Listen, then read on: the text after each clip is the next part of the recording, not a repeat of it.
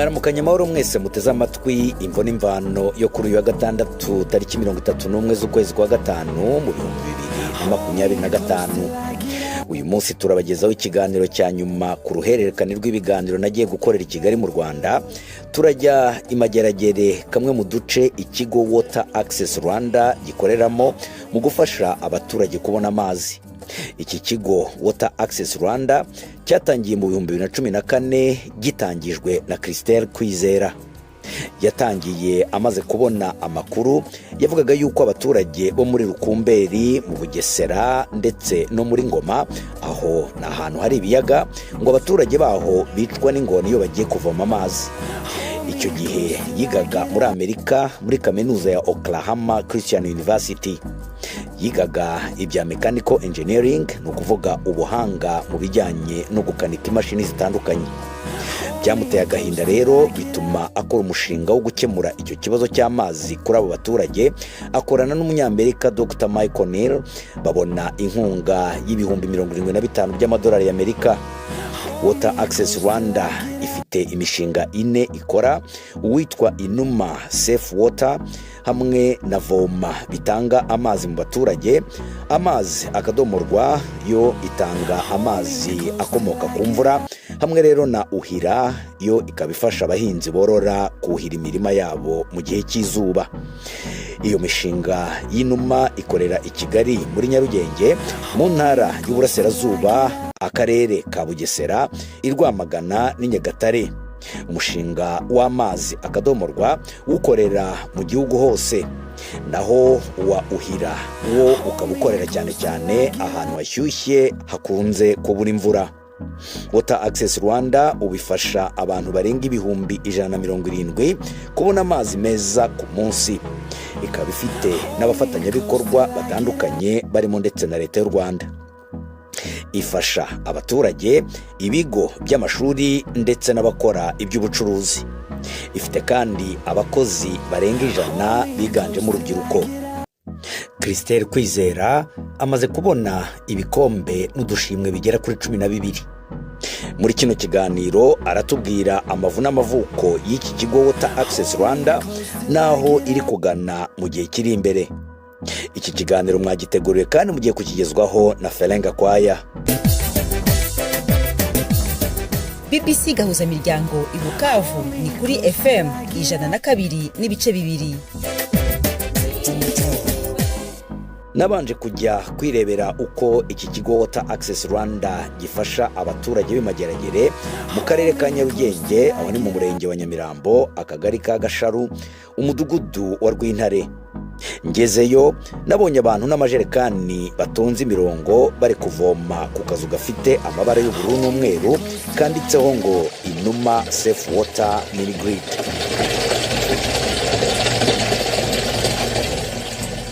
Abo bantu bari baje kuvoma amazi kuri ako kazu gasa na ka kiosk.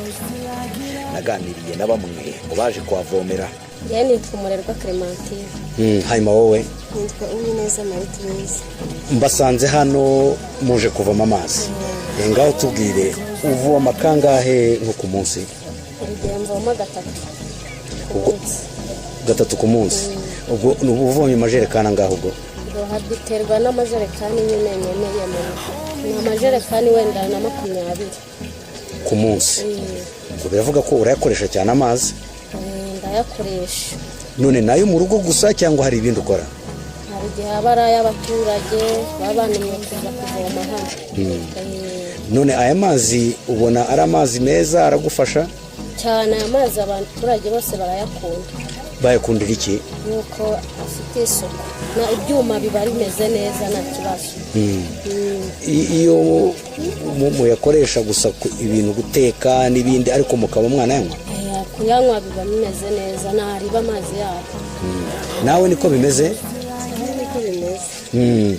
Wowe uvoma nka kangahe ku munsi? Nicyo 20. Mwese? Yego. Wowe yakoresha iki? Natwe nyine ni ukura nyine nk'abakiriya badutuye amazi y'abaturage, ni ibiraka mbese dukora ko bakunda amazi y'Inuma. murabakorera ubwo ni ibiraka barabahemba rero iyo mubazaniye amayo mazi baraduhemba ukwezi arabaduhemba ako kanya amafaranga. hanyuma se ni hano gusa muvomera cyangwa hari ahandi? oya ntangaha tuvomera amazi y'inuma. none wowe amazi y'inuma uyakundira iki? amazi y'inuma ni meza cyane kuko n'abaturage baradutuma barayakunda cyane kuko nyine barayanywa abana babo ntibagire ikibazo akenshi nta nubwo banayateka bayanywa rwose adatetse ntabwo bakenera kujya kugura za jibu ngo bajye kunywa akawapi bayanywa adatetse bashyira mu kajerekani ubu baduha utujerekani tw'inuma bayatereka nk'ahantu ku buryo umuntu wese n'umushyitsi yaza agasuka batatetse. hanyuma igiciro cyocyo mubona kimeze gite? ribi nayo ngayo. ubwo nangahe? ijerekani ebyiri n'isenkani 50. nawe ubona ariko bimeze cyane rwose barayakunda kuko bayatangiye ntabwo baduhenda ijerekani 25 ntabwo baduhenda rwose niyo mpamvu n'abakire nyine badutuma amazi nyine bayakunda. navuganye n'umwe mu bagurisha ayo mazi ukorera Water Access Rwanda. hano dusanze wowe urimo uragurisha amazi uri umukozi wa Water Access? ukoreye hano kuva ryari? none aka kazi ukora ubona ari ibintu bikoroheye cyangwa se harimo imvune? impamvu nari nkubaje niba bitagize hano hari ibigega, ndabona ni ibigega bifata amazi bikayazana hano, wadusobanurira gato yuko bikora? iki kigega ni icyohereza abaturage amazi, icyanjye kiri hano mu nzu. icyawe ni ukuvuga icyo abaza kugurira hano? icyo abaza kugurira hano kiri hano mu nzu, naho iki kigega ni icyohereza abaturage amazi. none nko ku munsi abaza kugura hano ni nka bangahe? nka 200 ku munsi. hanyuma se iki kigega cyo kijyana amazi mu baturage ni ukuvuga waba ugemurira nk'ingo zingana gute? ngo 300. aya mazi niyo avamo hano ikigega ndimo ndabona kigatwara amazi hasi mu butaka kigemurira izi ngo ziri hano iruhande. niko bimeze. hanyuma hakaba n'icyawe kirari iruhande. none ukora hano ubwo ngo ni ukuvuga kuva ku wa mbere kugeza ku wa gatanu cyangwa ugera ku cyumweru? kumva ku wa mbere kugeza ku wa gatandatu, no ku cyumweru mitoro tukaruhuka tukaza n'umugoroba saa saba. none nk'uko ubwawe kugira ngo bigufashe bikorohereze akazi ugakore neza ubona hakorwa iki? tubona amasaha wenda twagaba wenda twatangira saa 12 bagasubira saa 9. ubundi utangira saa 12 za mu gitondo? ukarangiza ryari ubwo? saa 12 z'umugoroba. ukora amasaha 12? ni maremare. saa 6 tujya kuruhuka tugira akantu tugaruka saa 7. mugira akaruhuko k'isaha? hanyuma se umushahara bagura wishimiye? nta kibazo. kuko ni amasaha 12? nta kibazo nacyo twari. icyo nicyo rero wifuza ni ukubagabanyiriza amasaha, nicyo wifuza? ariko ubundi ibikoresho byo nta kibazo? nta kibazo, ibikoresho nta kibazo. twigiye imbere gato twanahasanze akandi kazu twegera uwacururizaga ayo mazi, nawe nyine atubwira uko bikorwa. nitwa Uwase Zaurati, nkorera mu karere ka Nyarugenge, umurenge wa Nyamirambo, akagari ka Gasharu, umudugudu wa Karukora. ndabona wambaye umwambaro wanditseho Inuma Safe Water Mini Grid, ni ukuvuga ukorera umuryango wa Water Access? ndakora ndi umukozi wa Water Access Rwanda. ukora gute? mukora iki? hano ndavomesha, akaba ari n'abaturage nshinzwe kujya kurebera amazi ko nimba bayabonye cyangwa batayabonye. iyo uvuze kubavomera bigenda gute? hano mafite robine ncuruzaho, akaba ari na pompe nyine iyajyana mu baturage. nk'ubu ngubu ushobora guha nk'abantu mu ngo zingana gute? ubu ngubu mfite abantu 100, ariko twemerera abantu 500. ingo 500? ingo 500. hanyuma abaza nko kuvoma hano nko ku munsi ubona nk'abangana gute ubwo? umunsi nshaka kuba mbona abakiriya 50, ariko baza n'amabido arengeje 50. ubwo rero uzanye bido umugurisha ku gihe igiciro? igiciro ni injerekani 50. ndumva imwe ni 25. aya ni amazi aba yunguruye ku buryo abantu bashobora no kuyanywa. Aya mazi aba yunguruye ku buryo ako kanya ushobora guhita uyanywa, aba arimo n'imiti, aba afite isuku ihagije. Kuva utangiye nk'ubu ngubu hashize imyaka ingahe? Kuva nanjye yashize imyaka 6. Mu myaka 6 nta kibazo wigeze uhura nacyo? Nta kibazo nigeze mpura nacyo muri aka kazi kanjye, ntacyo. None ni muri uyu mudugudu ukoreramo gusa cyangwa ushobora no kugera hakurya yaho? Ni muri uyu mudugudu nkoreramo, ariko nshobora no bibaye ngombwa najya n'ahandi, nta kibazo ndabyemerewe. None kugira ngo nk'akazi kawe kagende neza ubu nta kongerwaho iki?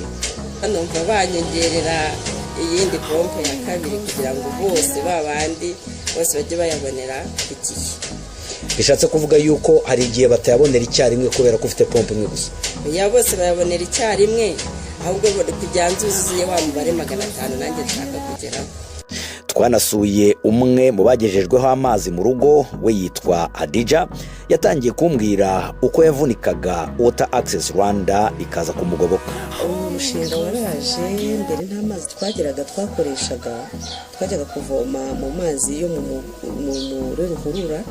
Ubwo rero uyu mushinga tugeze ameze tubona uraje, tubona hari abafunguye ku mupompo, ariko umupompo wari uhari kuva kera, ariko mu by'ukuri ngiye nsanga mu 2016 nsanga umupompo warangiritse. Ubwo rero tubonye ko bazanye umupompo, tutangira kubabaza nimba byashoboka ko bashobora kuduha n'umwuga. Baza kugira baratwemerera, turiyandika, turi abaturage benshi cyane. Hanyuma baza kuza rero kuvuga ko abaturage biyanditse byashoboka ko baza kuza kubaha amazi, bagakata n'imiyoboro, ariko bagakata imiyoboro banyuze mu nzira kugira ngo hatagira ibikorwa bangiza. Turemera rero, turagenda dutanze ifatabuguzi ku biro bikorera hariya kuri Saint-Andre. Ubwo baraza baduha amazi, nyine twatwereka abatekinisiye aho bagomba kunyuza amazi ngo dutuyemo, baduha amazi mu ngo. Ubwo ifatabuguzi ni igiciro? Urebye ni konteri kugira ngo tujye tubona uko dushyiramo y'amazi baduhaye tuvome. Ari konteri. Nta mazi yabaga hano muri kariya karere na gato? Ntayo ahari amazi hari kure cyane. Twanasaba yuko amazi bayatugezaho ko yari aya wasake, bakatubwira ko atazabasha kuzamuka, tugomba kuzanira amazi azaca ku muhanda, kandi hashize imyaka myinshi cyane nta mazi ahari. Hanyuma se kugira ngo bayakugereze nk'aha ngaha bagusabye iki? Icyo bansabye ayo mafaranga y'ifatabuguzi ndayatanga 2020. Hanyuma bansaba ko nakwicukurira ngewe umuyoboro uzinjiramo itiyo, ndabikora. Umuyoboro wantwaye 95,000 ndabyibuka, harimo n'itiyo. Ubwo baraza barayafikisa, nyine ngura amazi ya 500 icyo gihe, bahita bakiramo amazi, nyine mbanangira kuvoma mu rugo. Ubwo umuntu yavuga ko 2020 wabahaye gusa? Yego, ni 2020 nabahaye gusa. Ubwo rero iyo uvomye amazi wishyura nde?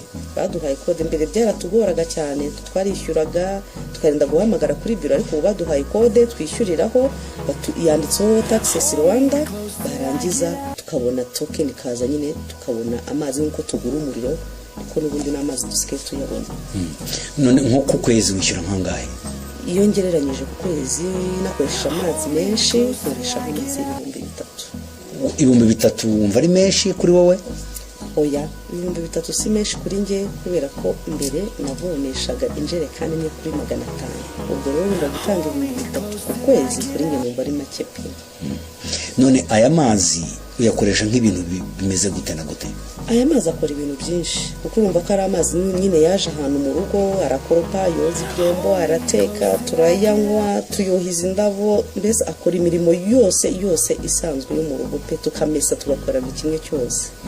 Muranayatekesha mukayanywa? Yego, turayanywa. N'ayandi mazi dukoresha n'ayandi abiri niyo tunywa. None murayizera ko afite isuku? Yego, turayizera, dufite icyizere, kubera yuko baraza barayapima inshuro nyinshi, bakatwereka ibipimo bakoresheje, bakatwereka ari ibipimo byizewe. Yewe na nyiri kampani yarazaga akavoma mu gikombe akanywa tureba. Urumva rero tugomba kuyizera. Hanyuma rero kuva babashyiriraho hano aya mazi, nta bibazo mwigeze muhura nabyo? Araza buri munsi uko muyashatse araboneka? yego bakiyashyiraho ndavuga mu minsi ya mbere twahuye n'ikibazo amazi yaraburaga bakatubwira ngo ni amapompo yapfuye azamura amazi, ariko uko iminsi igenda ishira bagenda barushaho kugenda babikemura, mbese ubona bigenda byoroha cyane, ntabwo bikimeze nka mbere. N'ubu rwose nyuma aho bamaze gukorera uyu muhanda bongeye bubatse akandi kazu gashyire, kuko akambere karasenywe kubera umuhanda wagakozeho, rwose dufite amazi nta kibazo dufite, nta ngorane duhura nazo.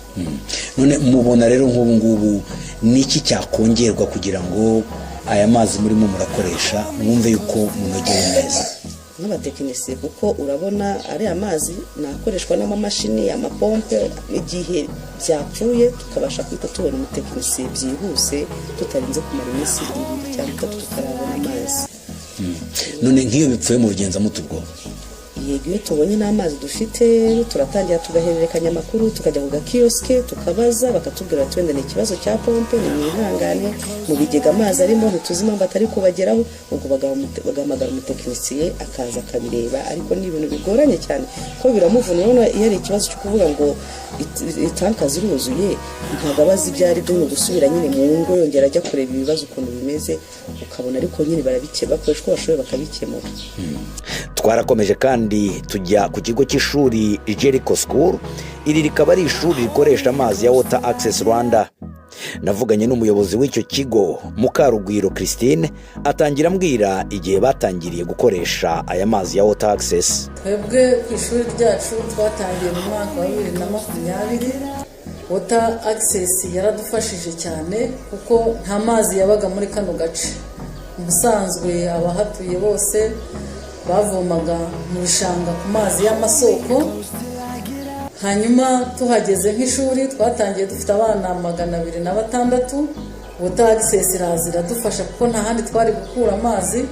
Kugeza ubu ikigo kimaze kugira abana 790 n'abakozi bose, kandi twese dukoresha amazi ya Water Access.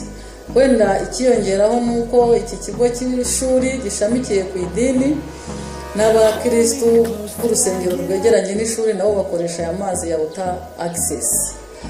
Hanyuma ikindi nuko n'abaturage, abantu batuye muri kano gace ni mu murenge wa Nyamirambo, nabo bakoresha amazi ya Water Access. Babahera ku giciro kingana gite? Amazi tuyagura ku mafaranga 1000 kuri metero kibe. Byaradufashije cyane ku buryo kuyagura kuri icyo giciro ntabwo byabana nuko twirwaga dutonze umurongo mu kabande dutegereje amazi y'isoko turi benshi cyane, aho umuntu yajyaga kuvoma mu gitondo agataha nimugoroba. Ariko igiciro cyaho kimeze gite? Icyaba gihanitse ugereranyije n'ibindi biciro by'amazi? Igiciro cyabo kirahanitse ugereranyije n'ibindi biciro by'amazi asanzwe, ariko twebwe dukurikije ububabare twari dufite mbere y'uko nta mazi yari ahari, ntacyo bidutwaye cyane. Gusa nk'abakiriya bagize icyo bahindura bakagabanya, natwe twanezerewe. Ikindi mwumva bakora mubona cyabanezeza mu buryo babafasha ni nk'iki? Kugura amazi muri weekend ntabwo byemera. Guhera ku wa 5 nimugoroba no ku wa 6 ntabwo bakora. Icyifuzo cyacu rero nk'abakiriya bashyizeho nk'abandi bakozi bataruhuka ku isabato, noneho umuntu amazi yamushirana ku isabato akabona uko agura amazi akoresha, byadufasha cyane. Mukomeje kumva Imvo n'Imvano, ikiganiro mukurikira kuri FM Igoma ni Bukavu aho ni muri Repubulika ya Demokarasi ya Kongo, mugikurikira kuri Kisoro FM muri Uganda, mugikurikira kandi no ku mirongo ya shortwave no ku mbuga nkoranyambaga ku rubuga rwacu rwa bbcgahuza.com ndetse no kuri Facebook kuri BBC Gahuza.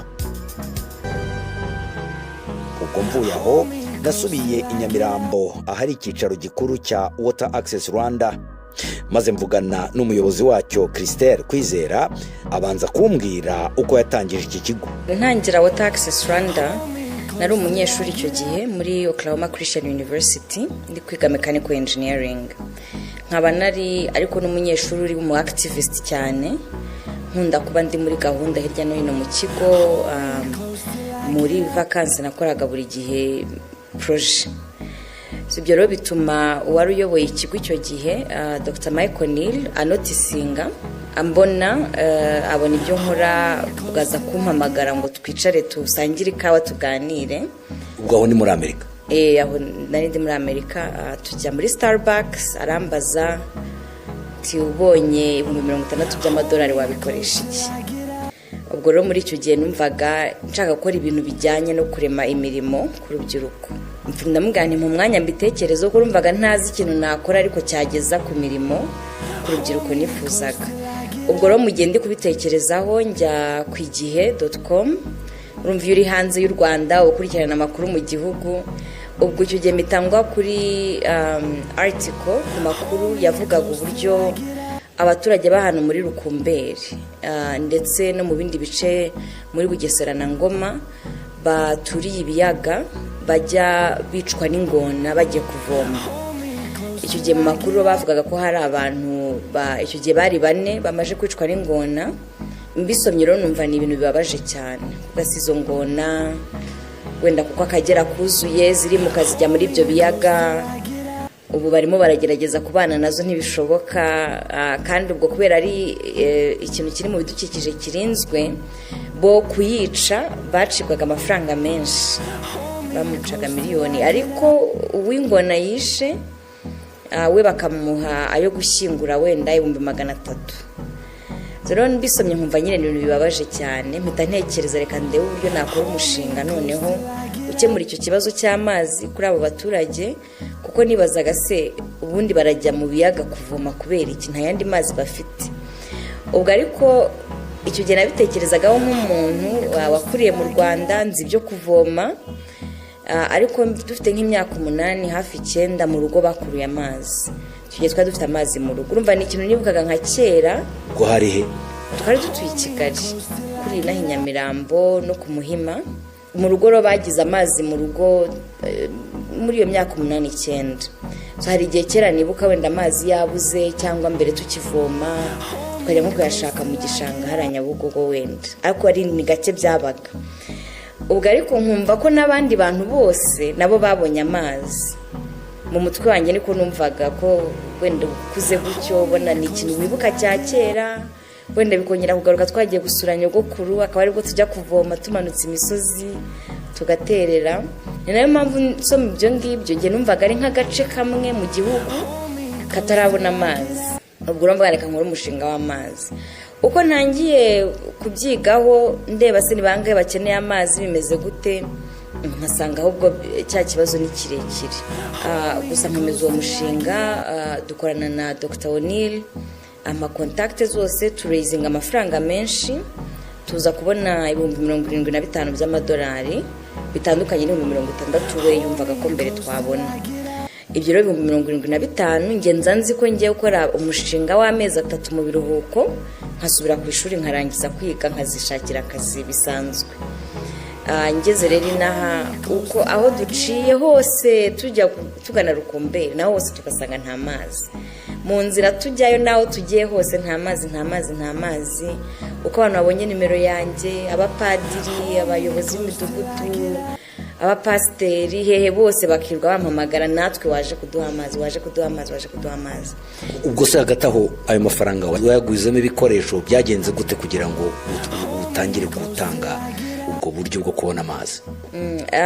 Nafashe umwanya wo kwitegura cyane kuko nakoresheje igihembwe ubwo n'amezi 4 y'ishuri, n'abarimu banjye banankorera favor kuko wari umushinga urimo engineering n'ubundi. So kuwutegura no kubaka ibyo bikoresho no kwiga gucukura byose byabarizwe muri degree bibampa credits. So namaze igero nitegura niga gucukura, tukajya gucukura ahantu muri Oklahoma n'ubundi. Tugura ibikoresho byo gucukura bikoreshwa n'intoki kuko nibyo byari bihendutse kandi ushobora gucukura amariba menshi. Tuza rero dufite umugambi wo gucukura nibura amariba 10. Ngeze mu Rwanda mbere yaho gato twakoze post abantu bifuza akazi ko gucukura handika abantu barenga nka 600. So nkigera mu Rwanda njya nk'icyumweru cya mbere yari ama interview dushakishamo abo twakorana. Tunakora gahunda aho twatanye n'abantu 20 tugenda tubagabanya dusigarana equipe, bamwe bagikorana hano uyu munsi bo berekanye ubushobozi kurusha abandi. Abasigaye ubu ni 2. muwo mwatangiranye. Abantu nyine bamwe bagenda bajya babona andi mahirwe, ariko muri abo 20 harimo 6 bakoze neza cyane twagumanye, gusa hari bamwe bagiye banakomeza bajya n'ahandi. Ubwo hagati aho ngaho ni muri cya gihe ufite imyaka 20? Icyo gihe ubundi umushinga natangiye kuwukora mfite 19. Ubwo ariko ku myaka 20 nibwo ayo mafaranga twayashatse nza mu Rwanda, turacukura tujya icyo gihe dusinya MOU na Minefra, Minisiteri ishinzwe ibikorwa remezo, noneho bakadufasha kujya guhura n'abayobozi aho tugiye gucukura. Uwo mushinga ubwawo wari ukoze neza.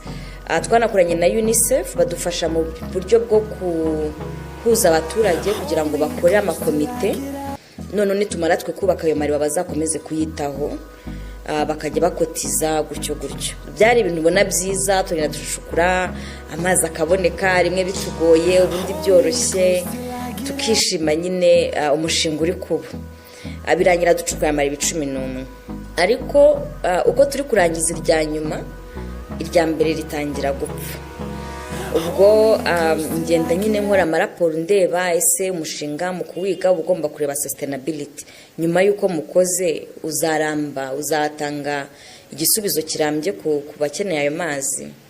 Aho rero niho naje gusanga nyuranya nabo nigiragaho mbere, nubwo nari umujene ari igihe uvuga ati yo uri mutoya nibwo uburana cyane, ariko abantu bose buvaga ati umushinga ni mwiza, abantu 20 babonye amazi, bagakoma amashyi birarangiye funga dosi.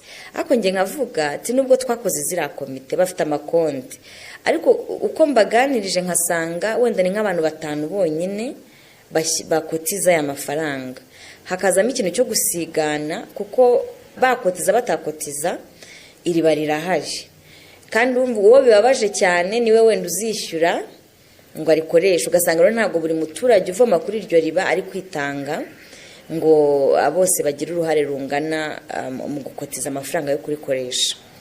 Hakagira naho usanga kubera twashyiragaho amapompe y'intoki, ugasanga hari abanga kujya gupompa akisubirira ku kiyaga n'ubundi. Hakazamo n'abandi baba bavuga ati amazi y'ikiyaga ni y'ababyeyi bose bakuze banywa, basokuru, ati nanjye ntacyo yantwara niyo meza. Ubwo rero hajemo ibintu byinshi tukigisha ariko ukabona ko ntibihinduka. None nyuma mu kubyigaho ko hari ikibazo cyabaye, nsanga ni akantu k'akaburo kagura 100 mu Gakinjiro. Umuntu ngo w'igare ari kugenda twiba ngo akore amagare, ako kaburo kasaga nk'akandi kajya ku igare. Ubwo akajya kwica ipompe y'amazi kugira ngo akore igare. Numva rero bifite harimo contradiction. Mbese ni gute yisha amazi kugira ngo akore igare? Amazi akoreshwa n'ingo 1000 bingahe, we akaba agiye kwikoresha igare rigiso. Ariko ubwo mu kubyigaho nge nkabaganiriza, nize kuki wenda ya mariba bamwe batayitaho, ese niki cyatuma mwishyura? None abo mbajije bose bati iyo mutuzanira amazi ari mu matiyo agera mu rugo, ayo ngayo twayishyura. Icyo gihe nayo feedback nicyo kintu bambwiye gikomeye nafashe ku mutima, ndetse n'uyu munsi byerekana vision Water Access Rwanda ifite, aho intumbero yacu cyangwa intego yacu ni amazi meza ari mu matiyo. Naho byahereye, ariko twatangiye ducukura ya mariba tugashyiraho za rupika ari amapompe y'intoki, ariko turavuga ati none tugiye gukora amazi yo mu matiyo agera mu ngo z'abantu, ntajya agenda n'ubundi urugendo ruragera ku iriba ngo hasanga umurongo yigire n'ubundi ku kiyaga, ahubwo amazi amugereho bimworoheye kandi yumve ko ari n'ikintu agomba kwishyura. Ubwo icyo gihe yishyuraga ngahe? Icyo gihe ku ngo kuko barakotizaga bagombaga kubona byari nk'ibihumbi 2 ku kwezi, yari makeya, ntabwo baguraga ku ijerekani. Ubwo iyo batanze nk'ibyo bihumbi 2, wowe mu mushinga wawe wari umushinga w'ubucuruzi ku buryo wateganyaga kunguka cyangwa byari bimeze bite? Nyibutegura uwo w'amezi 3 nge wari ukuza nkacukura, nkasigara abatekinisiye bazi kubikora, abaturage bagakotiza uko ripfuye bakabahamagara umutekinisiye bakamwishyura muri ya mafaranga, we akabakorera iryo riba. Niko umushinga ubundi wari uteguye. Ariko nkuko nabivuze, uko nsubira inyuma nkasanga ntibiri gukora. Turangije irya kangahe abantu bafite amazi, ariko nkabona ko mu mwaka 1-2 ayo mari batazaba hari. ndetse ntangiye no kubyigaho cyane nza kubona andi ma etude yakozwe yerekana koko n'abandi bahuye n'iki kibazo, ko nyuma y'imyaka 2 aya mariba yirirwa yubakwa n'ama ONG, abantu rwose afite umutima mwiza wo gutanga, nyuma y'imyaka 2 menshi aba yapfuye atakifashije abo baturage. So niyo mpamvu ngicyo gihe numva nyine ikibazo ntabwo nkikemuye, ngenda muri RDB nandikisha kampani hari umuntu ukenewe muri iyi sector ugomba gukora ibintu bitandukanye n'ibyo abandi bari gukora. So icyo gihe rero nubwo abandi bumvaga ko ibintu twakoze ari bizima cyane banabidushimirira, nge numvaga byari nkaho nta kintu twakoze. Ubwo amafaranga twari twayakoresheje gusa dusigaranye ibikoresho, dusigaranye abakozi babizi. Ubwo ndababwira nti ubu ngiye kubaha akazi ariko nta mushahara muzajya muhembwa ari uko tubonye umukiriya. Ariko abakiriya bari bahari, hari abantu bafite amafarms, abahinzi borozi, akaba akeneye cyane cyane aborozi, akaba akeneye iriba, guha amazi inka iki. Abo rero bo babaga banafite amafaranga bashaka kukwishyura, abo rero nibo bakiriya ba mbere twagize. Hakazamo n'abakiriya none baba ONG n'ubundi ziduhana b'amafaranga kugira ngo tujye gucukurira nk'umudugudu runaka tukabaha amazi. Ariko abo ngabo tukagerageza gushyiramo n'undi ya modo yo gukora komite bajye bakontribuwa, ariko akenshi ugasanga ya ONG n'undi niyigarutse nyuma y'umwaka umwe itubwira ati umuntu watanze amafaranga ya ryariba agiye kurisura muze muri kore. Ugasanga rero turikora wenda rigakora amezi 3 rikongera gukorwa ruko nyiri kurigishyura agiye gusura, ukabona nyine ni ibintu bitarambye. So rero ubwo kampani nayishinze muri 2014 mu kwa 8 nsubira ku ishuri, ndangiza kwiga mu kwa 5 2015 mpita noneho nkorera muri kampani full time. Icyo gihe dutangira no gutekereza ni ikintu no twakora, ni ikihe cyasubiza ibibazo twagiye tubona. Aho rero twahereye n'ubundi ku bahinzi borozi, dukorana n'umwe waje no kuba kuri board yacu André Ndejuru.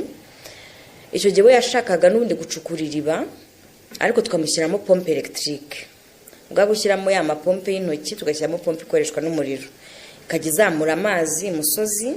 Ubwo ntabwo abantu bakeneye kujya kuyashakira epfo, amazi akazamuka imusozi, tumukorera ikigega. None ashyiraho robine y'abaturage, ashyiraho na robine y'ibikorwa bye by'ubuhinzi n'ubworozi, ubwo aho yamwihaga inka ndi yo kuhira. None iyo y'abaturage bakavoma bishyura 20 ku ijerekani. Ayo 20 akaba ari yavamo amafaranga yo kugura essence yo kugura umuriro kugira ngo akoreshe ya pompe. Biba modo nziza cyane, ituma tunavuga ati n'ahandi nuko twagenda tuzamuka. Atakugira umuntu yihereranira ibasha kurisangira n'abaturanyi, bigenda bizamuka biza kuvamo inuma. Rero ubinuma ariyo mwasuye yo, noneho twishakira ya mafaranga. Wasobanurira batwumva inuma ni iki? Inuma ni mini grid, ni systeme y'amazi irimo iriba ririmo pompe ikoreshwa n'imirasire y'izuba ndetse n'amashanyarazi mu bwoko bwa hybrid. Iyo pompe rizamura amazi kageza kuri kioske. Muri kioske mo imbere harimo ibisukura ayo mazi, bikavanamo umwanda wose waba ugaragarira amaso, yaba itara ryica bakteri, amamikrobe, ndetse hakajyamo na chlorine kugira ngo niyo umuntu yavomesha ikintu cyanduye cyangwa uko amazi aragenda ajya mu matiyo ataza kongera kwandura. Ayo mazi rero tukayacuruza kuri kioske, ariko tukanakora imiyoboro. Ubu tugezaho muri buri mudugudu dushyiramo nk'ibirometero 30 by'imiyoboro y'amazi meza, ku buryo buri muntu imbere ye hacitiyo yazaba agejeje ku bushobozi akatubwira ko nunashaka kuyafata akayageza mu rugo rwe. Ubwivuze buri mudugudu no kuvuga imidugudu yose yo mu Rwanda? Oya, ubu dukorana na RURA ni urwego rw'igihugu rushinzwe kugenzura imikorere y'inzego zimwe z'imirimo ifitiye igihugu akamaro. Ikaba yaraduhaye utugari 15 uyu munsi. Muri utwo tugari 15 tumaje kutugezamo 70%. Iyo duhawe akagari turagenda tukareba imidugudu irimo yo guturwa, kuko amazi duba dukoze nayo guha abantu ngo bakoreshe. None iyo midugudu iturwa niho twe tuvuga ko ari nkaho mudugudu none twe twuzuzamo amatiyo. Urumva buri mudugudu bufite isoko yawo, ufite urwo rugomero rw'amazi ruyasukura ndetse n'amatiyo ku buryo bo amazi yabo ntajya abura, ahora ahari kuri uwo mudugudu. Hanyuma rero izina Inuma, kuki wabyise Inuma, bishatse kuvuga iki? Inuma ni inyoni, so twajyaga tuvuga ko ubundi amazi yacu araguruka. Ni n'abaturage batwise ko amazi yacu aguruka kuko mu cyumweru kimwe baba bavoma. Iyo twinjiye ahantu tugacukura iriba tugakoraho ya kioske, mu cyumweru kimwe baba bafite amazi. So ni inyoni rero urumva iguruka, ni inyoni ifite aho ihuriye n'amahoro n'ubwiza n'ikintu cy'umweru gisukuye. So niyo mpamvu rero twabyise Inuma. Ni nk'ikintu cyo kwerekana amazi yacu arihuta, aba ari meza, amazi yacu azana amahoro n'umutuzo. Kuko nicyo kintu twaje gusanga, ngira ngo mwanasuye Hadija, buriya mu bintu bimwe yambwiye bikomeye bijya binantera imbaraga. Nigeze kumusura kwa kundi winjira ahantu ubona nyine umuntu yashyize amakaro muri salon, ukavanamo inkweto ngo utamuzanira ibyondo, imvura yaragwaga. Ubwo rero amaje kubona amazi, ninjiye ngiye kuzivanamo ati oya nta muntu ukivanamo inkweto. Tubungubu amazi ari hano hafi, muhanduza uko mushaka, nimugenda ndahakora. Ibyo byishimo rero amahoro yari afite ku muntu twaganiriye, ubwo hari hashize nk'ukwezi tuganiriye, ambwira uburyo azinduka saa 11 saa 10 agiye gutega umurongo kugira ngo avome, nabwo akaba ari n'igihe abura amazi, haje ibisore bifite imbaraga bikamuganza. Ubwo rero ariko hagati aho Hadija yatubwiye yuko icyifuzo cy'ubungubu ari uko mwabegereza abantu b'abatekinisiye bakora ku buryo iyo habaye ikibazo amazi akabura bahita babwira umuntu ubari hafi kugira ngo aze kubatabara. Aratubwira ati kuri ubu ngubu ikibazo dufite tugomba kujya Nyamirambo ahari ibiro bikuru bya Water Access Rwanda. Ati rero turabahamagara akaba ariho baturuka hariya kugira ngo baze. Ati bibaye byiza mukatwegereza abantu babishinzwe b'abatekinisiye babikora, nibyo byaba byiza. N'ubundi niko dukora, wenda ibyo naza kubikurikirana nkareba aho byaba byapfiriye. Gusa muri iyi minsi twaragutse cyane. Ubundi uko dukora tuba dufite umutekinisiye ushinzwe inuma nk'eshanu, ufite nyinshi bafite 10, ariko cyane cyane abo bari ahantu tutaragira abantu benshi bafite amazi mu ngo. So nk'aho hatuye muri Mageragere bagira umwe ushinzwe inuma zose ziri muri Mageragere. Ubwo ni umutekinisiye wacu uri aho ngaho w'umuturanyi ugenda azenguruka akemura ibibazo. Gusa aho wenda nimba yaragize ikibazo turaza kubikurikirana, kuko hari n'igihe tuba dufite nk'uwo mutekinisiye nk'icyumweru gishize yahaye abantu mu ngo bashya nka 25. Urumva ni we wenda ujya kwita ku bibazo bibaye, ariko n'abandi bashya basabye amazi. Turaza kubikurikirana, ashobora kuba harabayemo ikibazo aho. Abava hano ku biro baba bagiye gufasha aho byananiranye, ariko abo kuri tere nibo baba bakemura ibyo bibazo baraho hafi. Mufite inuma zingahe? Ubu dufite 51 mu gihugu. Inyinshi ziri mu Burasirazuba muri Nyagatare, Kirehe na Rwamagana niho dukorera cyane. Hari imwe muri Gatsibo ndetse n'izindi duteganya muri Kayonza. Noneho tukagira izindi muri Rusizi, cyane cyane ku kirwa cy'Ishywa cya Gihaya hari inuma, ni nazo zonyine zashoboraga kuha amazi. Ubundi tukaza no muri Bugesera, muri Mwogo, akagari ka Nkanga muri Rweru, naho turi kuhagura ubu ngubu. Ahandi rero ni mu mujyi wa Kigali, aha muri Mageragere, ni igice cya Kigali ariko cyari kikiri mu cyaro, uretse ko ubu amajyambere ari kuhagera. So aho ngo muri Mageragere ni naho twahereye, ho hariyo inuma nyinshi cyane. No mu murenge wa Kigali ndetse no muri Kanyinya naho dufitemo, ariko ho ni imwe cyangwa imwe ebyiri. Muhitamo bitewe n'iki? Mbere urumva amabwiriza agiye ahinduka, ariko ubundi twe twakurikiraga aho abaturage bakeneye amazi cyane byihutirwa, cyane cyane twagiye dukurikira ingona. Buriya urumva ari mu gutangira tujya Rukumberi ndetse na Mageragere twagiye, kuko hari habaye ibibazo by'ingona naho zirimo zirangiriza abaturage. Hari n'umudamu witabye Imana yishwe n'ingona aho ngaho muri Kivusha. Abariho hambere dushyira amazi, ngira ngo hashize nk'icyumweru gusa bamushyinguye abandi basigara bavoma neza. Umva byari bibabaje ko tuhaje dutinze, ariko twahise twirukanka hose kuzenguruka Nyabarongo muri Mageragere bafite amazi y'inuma. Rero akenshi twagendaga dukurikiye ko habaye ikintu cyihutirwa gikeneye amazi vuba vuba, cyane cyane ko twe twakeneraga amafaranga. Urumva gutangira igikorwa cy'inuma bisaba amafaranga menshi, kandi uzunguka mu gihe kirekire, kuko amazi acuruzwa ku mafaranga make, ni buhoro buhoro. Ubuzi ko bizunguka ariko bigenda gahoro, ariko ugakenera amafaranga menshi mu gutangira. Ntabwo ari umushinga rero wajyamo umushoramari uwo ari we wese. Ugasanga rero niyo mpamvu twagiye dukorana n'ama ONG na leta, kandi akenshi bo baza bagusanga bakubwira ati nkeneye ko mubishyira hano. Gusa mu myaka 3 ishize natwe twageze ku bushobozi bwo kwishakira imari yacu, aho twabonye miliyoni zirenga 8 z'amadolari. Ubu noneho twe tureba ahantu badafite amazi bayakeneye, hari imidugudu itangiye kwiyubaka abantu baturanye, noneho tukajya kuri rura tukayisaba ko baduha ayo masite. Izo site tunazifata dukurikije gahunda akarere kaba gafite. Akenshi tubanza gukorana n'abatekinisiye b'akarere cyane, bakatwereka hano hari gahunda mu myaka 5 iri imbere, wenda hano ntago dufite ubushobozi buhagije, noneho twahaba. Iyo rero bahaduhaye twe dukoresha amafaranga yacu tukashora, ubundi tugacuza amazi ku giciro n'ubundi cyemejwe na rura. Ubu mumaze kugiriza ku bakozi bangahe? Muri kampani ubu dufite abakozi 123, ngira ngo ubu ngubu abahari ni 118, gusa hari imyanya 123. Hanyuma ntabwo ari inuma gusa mukora, ariko twasanze hari n'ibindi bikorwa mukora nko gufasha amashuri. Ibyo byo mubikora mute? So dufite products zindi 3 zitari inuma. Hari indi nayo iri gukara yitwa Amazi Akadomorwa, ni nayo site yayo. Amazi Akadomorwa yo ikoresha amazi y'imvura ikayasukura ku buryo umuntu ayanywa mu rugo. So ubundi ni product twakoze kuko mu gihe cya COVID abantu bajyaga kuri Twitter bakavuga ati wasake ko nta mazi dufite, kandi bakabivuga ngo ibigega nta mazi arimo kandi imvura iri kugwa. Ugati se abantu ntibabizi ko amazi y'imvura bashaka kuyafata bakayakoresha.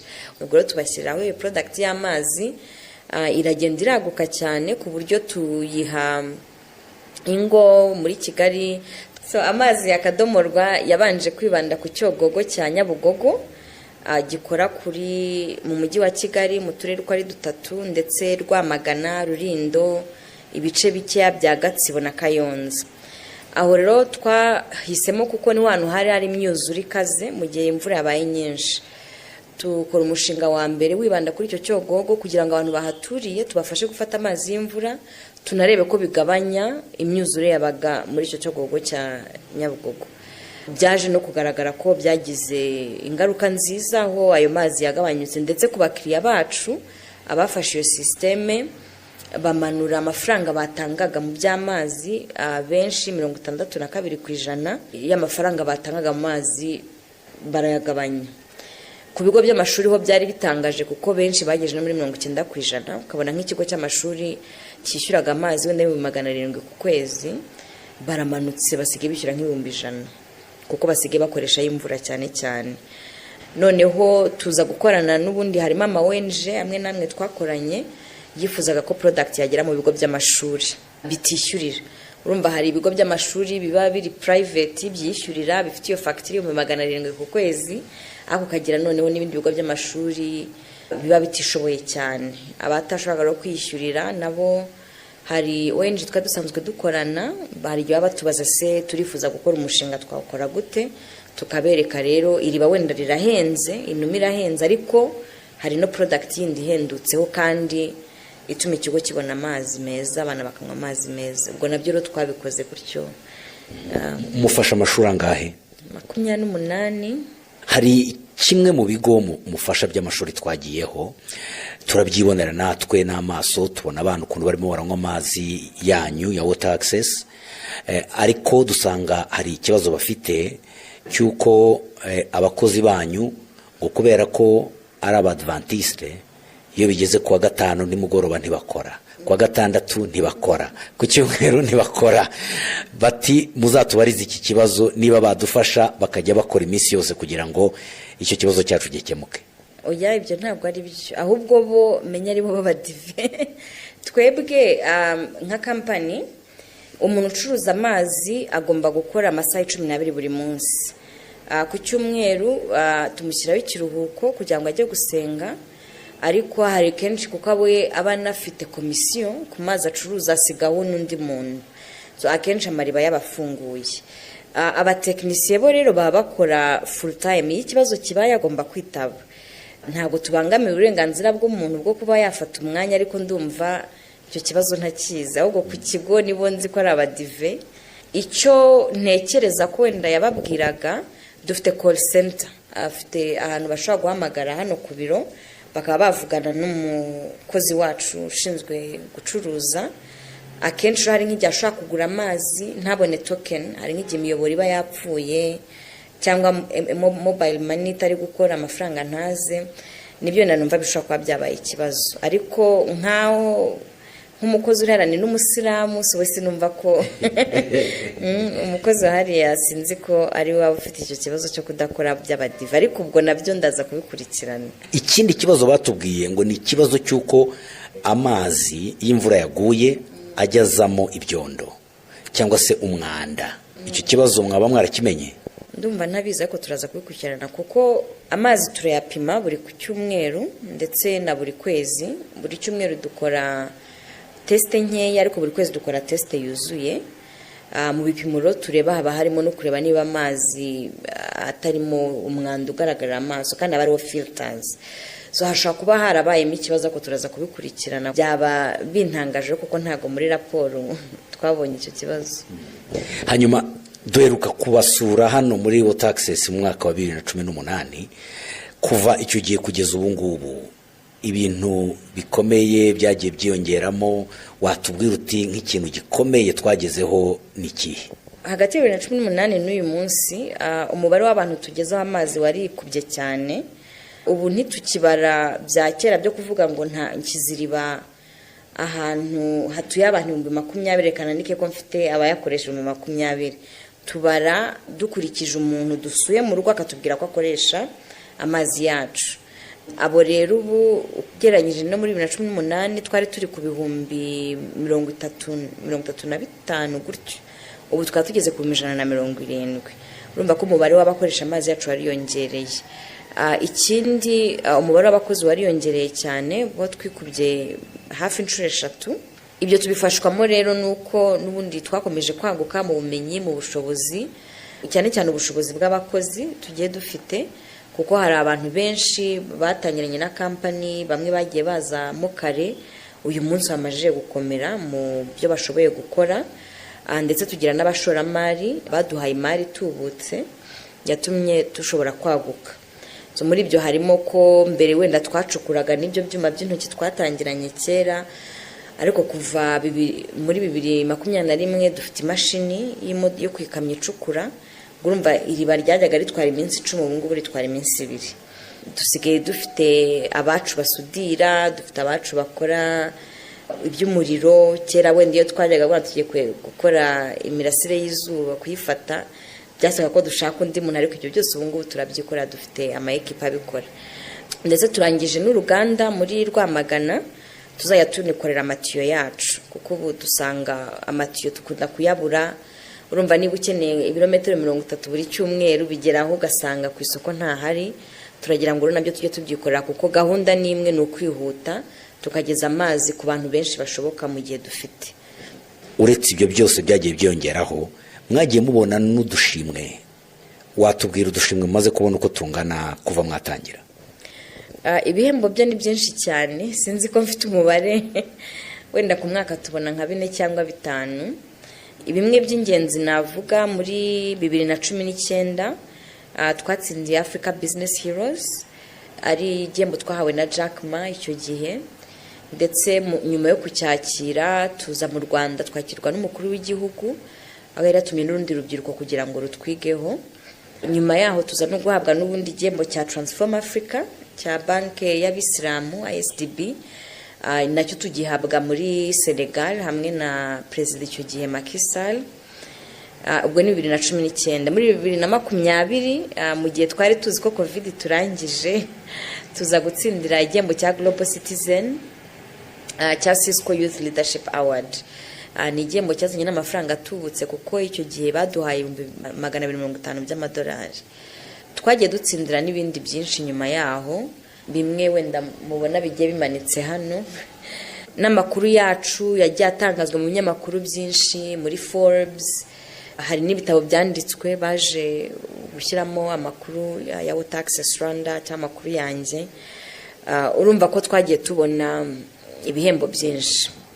Hanyuma nk'umukobwa watangiye ufite imyaka gusa 19, wiyumva ute aho uru rwego umaze kugeramo? Ubona urabishobojwe n'iki?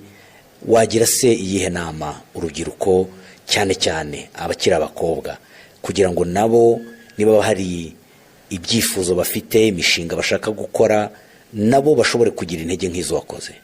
Intege ngira ngo umuntu aba azifite, ahubwo agira byinshi bimusubiza inyuma cyangwa bimubuza kuzikoresha. So niyo nama nge nabagira, ni ukumenya ko intege bazifite bazikoresha. Nta myaka myiza yo gutangira nk'igihe ukiri muto, kuko iyo uri muto ntawe uba yiteze ko wabishobora. Aba ari cyo gihe cyiza rero cyo kubikora, kuko n'ibipfa n'ubundi ntawe bizatungura. So ariko iyo umaze gukura uba ufite inshingano nyinshi, bituma bigorana kuba aribwo watangira ikintu kirimo risk nyinshi nko gutangira kampani. So nge mba numva igihe natangiye kampani byari biryoshye, nari nkiba mu rugo ngaburirwa, ntishyura aho ntuye. Urumva ni igihe cyiza kuko uba uvuga ati nimburamo amafaranga ntago wenda ndaburaho mba cyangwa mbura icyo nige. Urumva ni amahirwe nagize. Niyo mpamvu rero n'abandi bafite uburyo bubabayeho, ni igihe cyiza cyo kuba wagerageza ugakora nka business niba ari ikintu ari umuhamagaro wiyumvamo. Indi nama nabagira nuko gutangira business ntabwo ari bya buri muntu wese. Iyo rero utangiye kumva ubifitiye umuhamagaro, ufite ikintu kidasanzwe, kandi business ibamo amahirwe menshi. Urumva nk'ubwo twatangiye wenda tuvuze nk'uwo mushinga wa mbere wavuga ko twari nko ku gishoro $75,000, ariko ubu kampani ikaba ifite agaciro karengeje $20,000 z'amadolari. Urumva rero ko haba harimo amahirwe menshi yo kwagura ibintu udashobora kuvana mu mushahara. Uyu uvuze ati iyaba wenda nkorera ikigo gitanga amazi atari rwa umushinga natangiye, ese naba mpagaze ahangaha mfite ngo ati hari abantu 170 babona amazi, cyangwa abakozi 123 bafite akazi kubera ibyo nakugezeho, ntiwamenya. Ariko aba ni ikintu cyiza, nagira inama buri muntu wese ubyiyumvamo kuba yatangira kandi agatangira kare. Ariko n'abatinze gutangira, it's never too late. Nabo ntabwo amazi yarenze inkombe. Burya business ni ikintu cyiza, kandi ubikoze unaho bihuje n'umuhamagaro wafasha abantu benshi. Nta mbogamizi wagiye uhura nazo kubera ko uri umukobwa? Imbogamizi zo ntizabura, ariko sinavuga ko zibanze cyane kuko bandi umukobwa. Hari aho bijya biza, ariko mu Rwanda ntabwo icyo kintu kikiba cyane, kuko nk'ubwo tuzigiye twisanga mu nama ugasanga abayobozi bose mwicaranye n'abadamu n'abagore n'abakobwa. So ntabwo icyo kibazo kiba. Hari igihe ari kujya hanze, wenda nkiga najyaga nanabibona, kuko nko mu ishuri mu benjeneri twarimo turi nka 3 gusa b'abakobwa. So ngira ngo hari nk'igihe twigeze no kugira nk'abakozi ugasanga kumva ko ahabwa amabwiriza n'umugore nyine ukabona biramugoye. Ariko ibyo nge ntabwo nabyita ibibaye imbogamizi kuri we, ntabwo yaba imbogamizi kuri njyewe. Kuko gihe nimba tudashoboye gukorana nyine ubwo wajya gushaka akazi ahandi nta kibazo. Hanyuma ndimo ndarangiza rero, ibyo umaze kugeraho, ufite izihe nzozi, ufite iyihe ntego noneho kuva ahangaha uri murerekeza he? Gahunda dufite ni ukugeza amazi meza ari mu matiyo atabura ku bantu benshi bashoboka. Niyo ntego, niyo ntumbero. Tukaba twifuza kwaguka cyane mu Rwanda, ndetse tukajya no mu bindi bihugu. Ubu turi kureba Kenya, turi kureba Angola, Cameroon, Nigeria. Na ahantu tubona ko n'ubundi bakeneye ibisubizo nk'ibyo turi gutanga hano. Muri ibyo ikintu cya mbere cy'ingenzi ni ukureba niba ibyo turi gukora biri gutanga inyungu ku gishoro. Tubaje kubaka inuma 24 buri mwaka mu gihe cy'imyaka 5. amafaranga zinjiza aba ahagije kugira ngo ukomeze wubake izindi 24 udasubiye gushaka n'ubundi andi mafaranga y'abashoramari. Ni umushinga tugeze ubu turi mu mwaka wa 2 muri 5 turi kubyigaho cyane tureba niba imibare dufite kuko bizakomeza, kuko kugenda waguka hari igihe uba ufite ahantu hinjiza cyane ahandi ntihinjize kimwe, kuko biba bitandukanye. Ntabwo ahantu hari akantu k'agasantere hamera kimwe n'ahantu hari mu cyaro cyane. Gusa turi kugenda tubona ko uko abantu babona amazi mu ngo ari benshi, ndetse no mu cyaro aho wavuga hataraturwa cyane, uko bakuriye amazi barayakoresha cyane, kandi ukabona ko biduha inyungu, abantu biyandikisha ari benshi kuyabona birenze ibyo twe twatekerezaga. Ubwo rero niyo gahunda turimo. Iyo mibare nimara kujya ku murongo tuzahita dutangira noneho iyo nzira noneho yo kubyagura ku rwego rwo hejuru cyane, gutyo ku buryo twageraho wajya uvuga ati mu mwaka umwe abantu nka miliyoni babonye amazi kubera inuma. Hanyuma murumva muzatangira kujya muri ibyo bihugu byo hanze ryari? Bizaterwa, kuko ubu mu Rwanda dufite utugari twahawe gukorera, turinda kuturangiza. Mu gihe gahunda y'imyaka 5 irangiye turi mu Rwanda, none tukaba twakomeza muri ibyo bihugu bindi. Ubwo byaba ari muri 2028. Mukorana mute na WASAC, urwego rushinzwe ibi by'amazi mu Rwanda?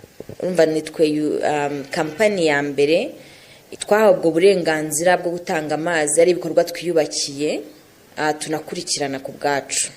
Nitwe kampani ya mbere itari iya leta ihawe ubwo burenganzira. Ubwo rero ko dukora nabo bafite utugari bakoreramo, tukagira natwe utugari dukoreramo, ariko kubera tugenda duhura, hari aho dusanga wenda nk'amatiyo bashyizemo wenda ari nko mu kagari twahawe, tukaba twakorana, cyangwa akaba n'igihe nabo bafite nk'amafaranga n'ubushobozi bwo gukorera wenda nko mu kagari twahawe, tukaba twagenda tugurana dukorana. Nk'abantu bari mu mwuga umwe tugira gahunda zo guhuza no kugira inama, aho dufite ibyo tubigiraho no bakagira ibyo batwigiraho. Nk'ubejo bundi bari badusuye, aho twagiye kureba uburyo cash meter, konteri dukoresha twebwe, aho abantu bagura token nk'uko tugura umuriro, akaba ari we wimenyera facture ye. Nizo dukoresha, nabo rero bakaba bari mu rugendo aho bashobora kuzabihindura, kuko hari abakiriya benshi babo bagiye babyaga. Imva bafite utugari twabo, banatwegira utugari twacu, nibo banini bagutse, bari hafi mu gihugu cyose. Rimwe na rimwe dukorana ni mu gihe bo baba bafite umushinga ukeneye uburyo bwacu bwa tekinike, bwe bagiye gucukura nk'amariba ahantu, kuko dufite imashini icukura, bashaka nko kuduha icyo kiraka tukabikora. Nibwo rimwe wavuga twishyurana, ariko ubundi aho dukorera nitwe bishyura, nabaho bakorera nibo bishyura. Ku buryo mwe mwishyura gusa imisoro ya leta ku buryo bwanyu? Twishyura imisoro ya leta, ndetse n'ubundi igice uharura cyo kukugenzura ni 3%. Murakoze cyane, ndabashimiye cyane ku kiganiro muhaye Imvo n'Imvano. Murakoze. Arakoze Christelle Kwizera, umuyobozi w'ikigo Water Access Rwanda. Shimire namwe mwese mwaduteze amatwi. Reka nshimire kandi na mugenzi wanjye Jean Leonard Karuranga wamfashije muri ibi biganiro byose. Aha akaba ari naho turangirije uruhererekane rw'ibiganiro nagiye gukorera i Kigali mu Rwanda. Mwari kumwe na Ferenga Kwaya, naho utaha.